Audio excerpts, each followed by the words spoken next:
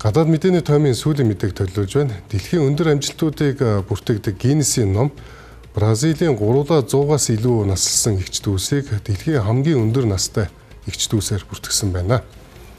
103 настай Зулина, 104 настай Зорайда, 109 настай Левита нар нь Рио де Жанейро хотод амьдардаг. Хүмүүс тэр бүр итгэхгүй байсан тул тэдний өндөр наслтыг тусгай мэргэжлийн байгууллагаар дамжуулан хянан баталгаажуулсан байна.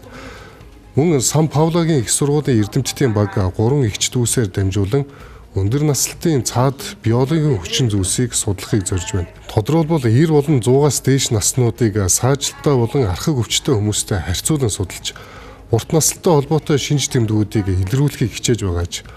Улмаар ДНК-гийн шинжилгээгээр дамжуулан бие махбодыг хөгшрөлтөөс хамгаалдаг ген байдаг эсхийг тогтоохоор ажиллаж байна. Эрдэмтдийн үзэж байгаагаар амьдралын хожим үед эрүүл мэндэд хадгалж үлдэхэд хүрээлэн буй орчны нөлөөллөөс илүүтэйгээр удамшлын хүчин зүйлс чухал үүрэг гүйцэтгэдэг байж болзошгүй байна.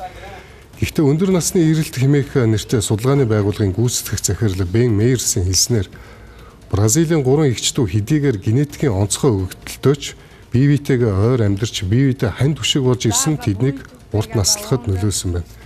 Харин эгч дүүс өөрсдийн урт наслсан нууцаа эрүүл хооллолт, идэвхтэй амьдралын хэв маягтай холбон тайлбарлаж байна. Тэдний нэг болох Зулина хүүхэд байхдаа гол сэж загасчилж өссөнөө дурсаад хөргөчгүй байсан тул бүх хоол хүнсээ шинээр нь хэргэлдэг байсан гэж дурджээ. Тэд совилагч, гар урлаач, гэрийн эзэгтэй зэрэг энгийн амьдралаар амьдарч үр хүүхдүүдэд өсгөж хүмүүжүүлсэн байна. Ямар ч тач судлаачид амьдралын хэв маягаас илүүтэй генетикийн хүчин зүйлс нь зүрх, булчин, танин мэдхүн үйл ажиллагааг хөгшрөлтөөс хэрхэн хамгаалахыг бүрэн ойлгохыг зорж байгааж. Урт наслтын талаар илүү баттай дүгнэлт гаргахын тулд энэхүү судалгаанд 100-аас дээш настай 500 хүнийг хамруулах зорилготой байгааг төслийн багийн ахлагч онцолжээ. Үүний тулд 100-аас дээш наслсан аль болох гэр бүл төрөл садны холбоотой хүмүүсийг судалгаанд түлхүү амруулахыг хичээж буйж.